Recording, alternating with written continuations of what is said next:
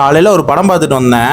படத்துக்கு தியேட்டருக்கு போனனா இல்ல பைத்தியக்கார ஆஸ்பத்திரிக்கு போனனான்னு தெரியல. இன்னும் 1 hour அவன் கூட இருந்தேன், நீ என்ன பைத்தியமாக்கிடுவ. என்ன படம் ஏதுன்னு சொல்றேன். அதுக்கு முன்னாடி நம்ம வீடியோ இப்பதான் பாக்குறீங்கன்னா நம்மள ஒரு ஃபாலோ பண்ணிட்டு உங்க ஃப்ரெண்ட்ஸ் அண்ட் ஃபேமிலிக்கு இந்த வீடியோ ஷேர் பண்ணி விட்டுருங்க மறக்காம.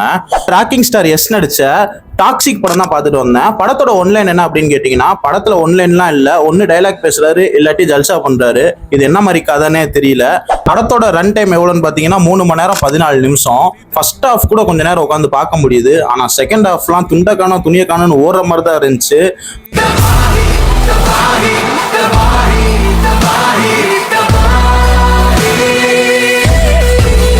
நான் சொன்னல பைத்தியக்கார ஆஸ்பத்திரிக்கு போன மாதிரி இருந்துச்சுன்னு. செகண்ட் ஹாஃப்லாம் உட்காரவே முடியல, எப்படா படத்தை முடிப்பீங்கிற மாதிரி தான் ஆயிடுச்சு.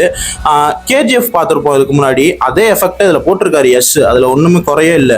ஆனால் அவர் பண்ண கதை சூஸ் பண்ண விதம் தான் தப்பாகி போச்சு. அதில் ஒரு கோர் எமோஷ்னலாக அம்மாவுக்கும் பையனுக்கும் இருக்க சென்டிமெண்ட்டை காட்டியிருப்பாங்க.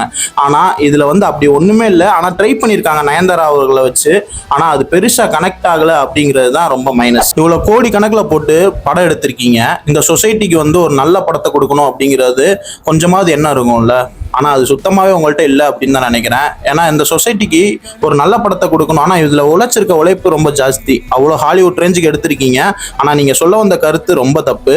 பெண்களை வச்சு கிளாமரா காட்டியே படம் எடுக்கணும்னு நீங்க நினைக்காதீங்க. கதை இருந்தா இங்க மக்கள் ஆட்டோமேட்டிக்கா கொண்டாடுவாங்க. இந்த படம் ஓடிடியில வந்தாலும் பாக்குறதுக்கு தகுதி இல்லாத படம் தான் நான் சொல்லுவேன். எல்லாத்தையும் மறந்துறேன்டா, விட்டுறேன். ஆனா இந்த தமிழ் டைலாக் ஏன் எழுதி கொடுத்தான்னு மட்டும் எங்களுக்கு தெரியணும். டைலாக்கடா எழுதுறீங்க, யாரா அவங்களெல்லாம் இப்பெல்லாம் யோசிக்க வைக்கிறது? ரொம்ப கேவலமா கிரிஞ்சா டைலாக் எழுதி கொடுத்துருக்கீங்க. டேய், என்னடா டயலாக் இது? எவன் எழுதி கொடுத்தானோ அது இப்படி பேசிட்டு போறான்?